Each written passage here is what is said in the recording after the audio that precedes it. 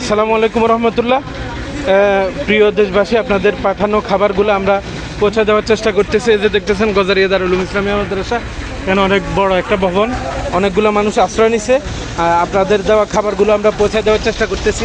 আপনাদেরকে দেখেন আমাদের স্বেচ্ছাসেবকরা এদিকে খাবার বিতরণের কাজগুলো আঞ্জাম করতেছে, কাজ করতেছে। এই